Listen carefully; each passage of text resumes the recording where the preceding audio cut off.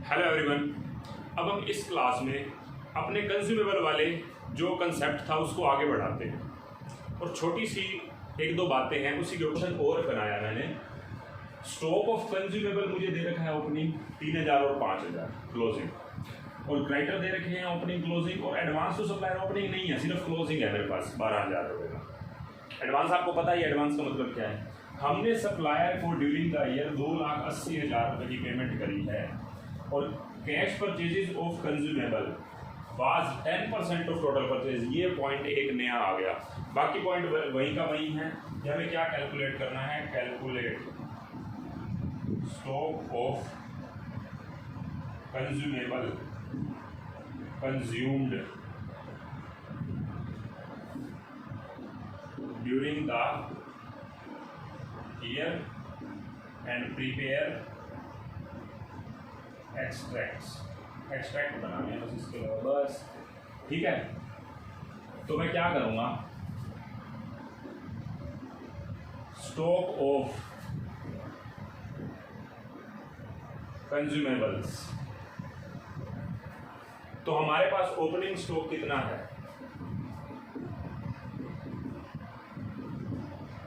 3000 रुपये,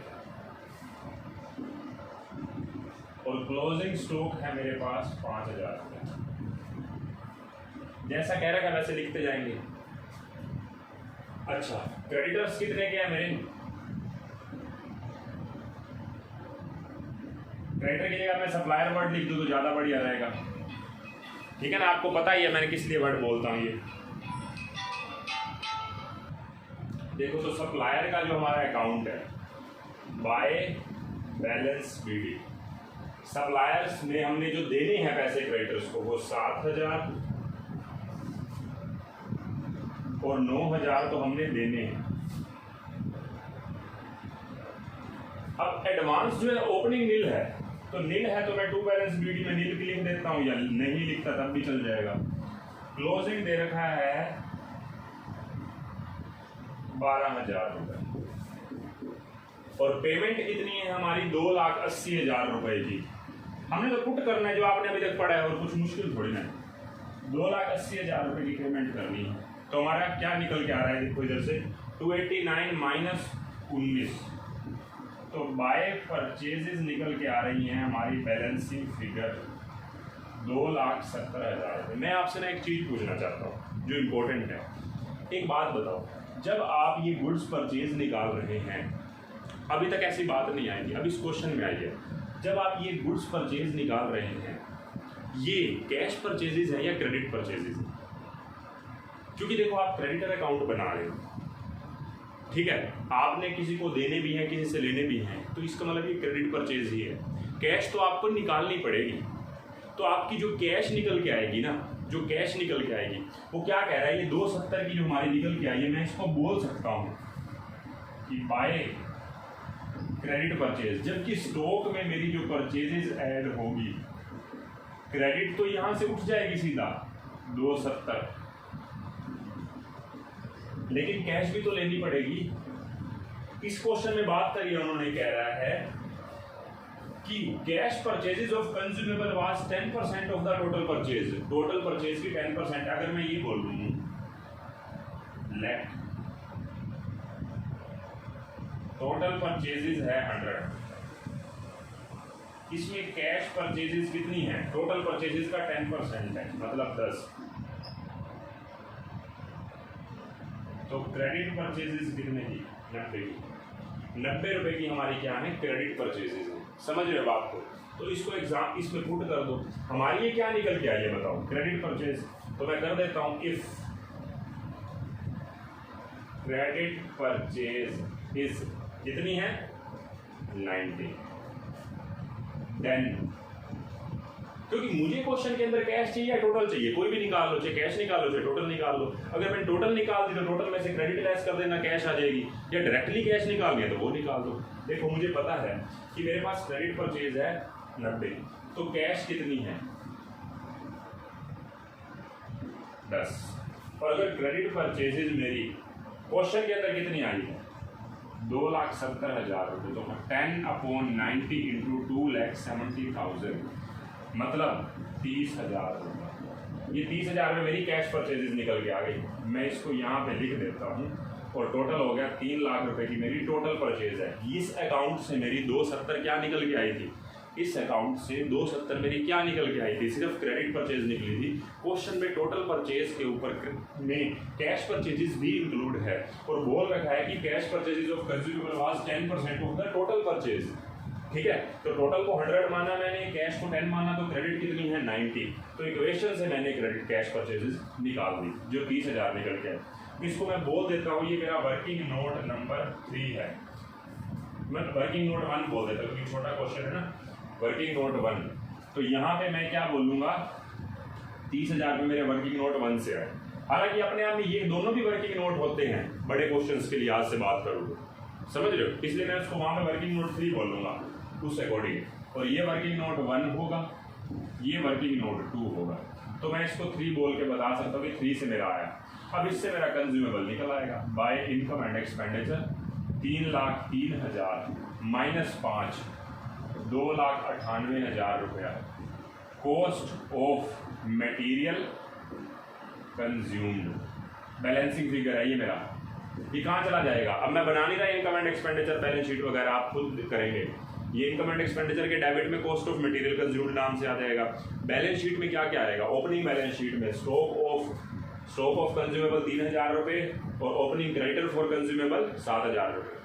opening advance to supplier नहीं है क्वेश्चन में। अब क्लोजिंग की बात करते हैं। क्लोजिंग एसेट साइड में स्टॉक आएगा हमारा 5,000 रुपये का क्लोजिंग बैलेंस शीट में, और क्लोजिंग क्रेडिटर्स आएंगे हमारे लाइबिलिटी साइड में 9,000 रुपये के, और क्लोजिंग एडवांस एसेट साइड में भी आएगा एडवांस टू सप्लायर 12,000 रुपये क्लोजिंग में। ओपनिंग में तो है ही नहीं। ठीक है, मैंने आपको वैसे ही बोल के बता दिया है, आप खुद करेंगे ये पूरा। ठीक है, तो मैंने जो आपको समझाया इस क्लास के अंदर, वो मैंने आपको 2 एग्जांपल्स और आगे करवाए, जिससे आपके 2 एग्जांपल्स ही आपके इलस और प्रैक्टिकल बुक से भी बन जाएंगे। ठीक है, तो नेक्स्ट 2 जैसे आपको पहले मैंने बताए थे, तो वो आपके बन रहे थे जहाँ तक मुझे ध्यान है 17 और 18। अब 19 और 20 आपके बन गए। ठीक है, 19वां और 20वां बन गया। ठीक है, एक एग्जांपल हो रहा है, वो भी मैं करवा ही देता हूँ इसी क्लास के अंदर, तो आपका कंज्यूमेबल का कंसेप्ट पूरा ही हो जाएगा। ठीक है, देखो अब एक और क्वेश्चन है। हमारे पास स्पोर्ट्स मटेरियल दे रखा है, स्टॉक और क्रेडिटर दे रखा है। इस क्वेश्चन में एडवांस नहीं है। अमाउंट हमने सप्लायर को कितना दिया वो भी बता रखा है। तो मैं अगर अकाउंट बनाऊं कि स्टॉक ऑफ स्पोर्ट्स मटेरियल, ध्यान से समझना, मुश्किल कुछ नहीं है वैसे तो। टू बैलेंस बीडी 10,000 रुपये और क्लोजिंग कितना है 20,000 रुपये। क्रेडिटर्स कितने के हैं, सॉरी क्रेडिटर्स कितने के हैं 30,000 रुपए के, और क्लोजिंग कितने के हैं 45,000। अभी तक कोई डाउट नहीं होना चाहिए, सिंपल पॉइंट। अभी मैंने सिर्फ बैलेंसेस लिखे हैं, opening creditor, closing creditor, opening stock, closing stock. Amount हमने सप्लायर को कितना पे किया है 2,50,000 रुपये। To receipt and payment 2,50,000। तो इससे मेरी कौन सी परचेज निकल के आई, देखो अगर तो क्वेश्चन कैश परचेज की बात नहीं कर रहा तो यही टोटल परचेज है, क्रेडिट ही हमारी टोटल है।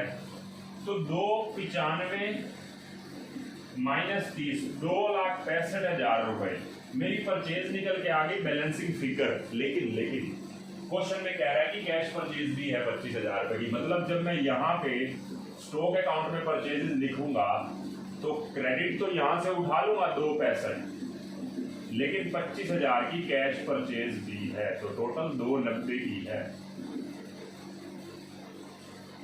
समझे बात को, ये 290 की। ये क्वेश्चन में, पिछले क्वेश्चन में क्या था, परसेंटेज दे रखी थी, यहाँ पे सीधा अमाउंट बता दिया, आसान काम कर दिया आपका। नहीं तो आपको क्या करना पड़ता, अगर परसेंटेज बताता तो पहले आपको निकालना पड़ता वो इक्वेशन बना के जो लास्ट क्वेश्चन में किया था। तो काम आपका आसान ही हुआ, सीधा ही बता दिया कैश परचेजेज इतनी है। अब ये बात आती है, मैं आपसे पूछूं कि कितनी कंज्यूम्ड हुई, तो आप निकाल सकते हो बैलेंसिंग फिगर। फिर मैं आपसे पूछूंगा शो करके दिखाओ, इनकम एंड एक्सपेंडिचर के डेबिट में इसको लिख दोगे, इसको ओपनिंग बैलेंस शीट में स्टॉक लिख दोगे, इसको क्लोजिंग बैलेंस शीट का स्टॉक लिख दोगे, इसको ओपनिंग बैलेंस शीट में क्रेडिटर लिख दोगे, इसको क्लोजिंग बैलेंस शीट में क्रेडिटर लिख दोगे। पुराना काम है। बात ये आती है एक लाइन एक्स्ट्रा, कह रहे कि हमने स्पोर्ट्स मटेरियल जो है ना वो बेचा भी है 50,000 की कॉस्ट वाले को 60,000 रुपए में। मतलब यहां पे होगा क्या, by cost of sports material sold भी आएगा। जो स्पोर्ट्स मटेरियल बेचा है वो कितने का बेचा है, 50,000 रुपए की कॉस्ट वाला। अब आप कहेंगे बेचा तो 60 में है, कोई आप ट्रेडिंग अकाउंट थोड़ी ना बना रहे हो, इनकम एंड एक्सपेंडिचर मतलब आप इनकम एंड एक्सपेंडिचर में करते हैं ना प्रॉफिट वगैरह। तो यहाँ पे तो आपकी कितने की कॉस्ट वाला स्टॉक गया, कितने की कॉस्ट वाला स्टॉक गया वो लिखना है आपने। 10,000 रुपए का पहले से पड़ा था, कैश परचेज और क्रेडिट परचेज मिला के टोटल 290 का आया। टोटल मेरे पास पड़ा है 3 लाख रुपए का।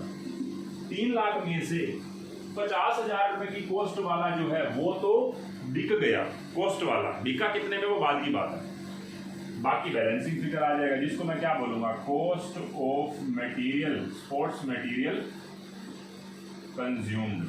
तो 3 लाख में से 70 घटा दो तो 2,30,000 रुपए हमारा आ गया बैलेंसिंग फिगर। ठीक है, अब मैं इसको इनकम एंड एक्सपेंडिचर में जब मैं शो करूंगा तो कैसे करूंगा, देखो एक सीधी सी बात है, बैलेंस शीट में चीजें शो करने वाले में कोई मुश्किल नहीं है। ये opening stock, closing stock, opening creditor, closing creditor ये आप बैलेंस शीट में शो कर सकते हैं। मैं इनकम एंड एक्सपेंडिचर की बात करूं, ध्यान से समझना। इनकम एंड एक्सपेंडिचर अकाउंट में आपका कॉस्ट ऑफ मटेरियल कंज्यूम्ड कितना आएगा, to cost of material consumed 2,30,000 रुपए। कैसे आया, इसके टोटल में से इन दोनों को घटा दिया तो ये आ गया। ठीक है, क्योंकि इस क्वेश्चन में ये बता रखा था कि हमने कितने कॉस्ट वाला बेचा है। अच्छा जो बेचा है इसकी तो कॉस्ट पड़ी थी मुझे, तो cost of sports material sold, कितने की कॉस्ट वाला बेचा, 50 वाला। कितने की कॉस्ट में बेचा, सेल ऑफ स्पोर्ट्स मटेरियल कितने में बेचा, 60 में। 60 वाला क्रेडिट साइड में लिख दो पूरा। आप ऐसे तो करते हो, आप कभी एक बात बताओ, आप 50,000 की चीज लेके आते हो उसको 60 में बेचते हो तो सीधा डायरेक्टली प्रॉफिट थोड़ा डाल देते हो आपके पीएनएल में। सेल्स पूरी दिखाते हो, इधर परचेज पूरी दिखाते हो, फिर जीपी निकल के आता है, यही करते हो ना। लेकिन आपके पास ना इनकम एंड एक्सपेंडिचर वाले चैप्टर में एक ऑप्शन है, आप डायरेक्टली प्रॉफिट लिख दो। मतलब यहाँ पे कॉस्ट ऑफ मटेरियल सोल्ड को हटा लिख दिया यहाँ पे 50, आप ना यहाँ पे 60 लिखो ना ही यहाँ पे 50 लिखो, ये ऑप्शन है और अच्छा ऑप्शन है। आप सीधा बोलो by profit on sale of sports material 10,000 रुपए, बस। और भी बढ़िया है, समझ गए। यहां से 50 का हटा दो, बैलेंसिंग फिगर इससे कंज्यूम निकल आएगा, कंज्यूम यहाँ पे आ जाएगा जैसे आना है। जो 50 वाला था उसको बेचा 60 में, तब सीधा 10,000 का प्रॉफिट लिख दो, ये बेस्ट है। ठीक है, तो आपका अब ना सारे कंसेप्ट पूरे हो गए आपके स्पोर्ट्स मटेरियल, स्टेशनरी, मेडिसिन वगैरह के कंज्यूमेबल वाले पार्ट के। तो अब आपको करना क्या है, इसके बेसिस पे एक तो आपको अपना ये क्वेश्चंस करने हैं जो बुक में से मैंने बता रखे हैं। बुक के अलावा इसके अलावा आपको करना क्या है, आपको असाइनमेंट के क्वेश्चन करने हैं। ठीक है, तो असाइनमेंट के क्वेश्चन आप कर लेना। असाइनमेंट नंबर 2 है आपका जो उसका कंज्यूमेबल का, तो कंज्यूमेबल के असाइनमेंट भी करना है। असाइनमेंट नंबर 1 आपका ऑलरेडी सब्सक्रिप्शन में दे चुका हूं मैं, अब असाइनमेंट नंबर 2 करना है आपने। ठीक है, तो इस क्लास में इतना ही। नेक्स्ट क्लास में हम 3rd कंसेप्ट करेंगे अपना एक्सपेंसेस का। ठीक है, बाय बाय।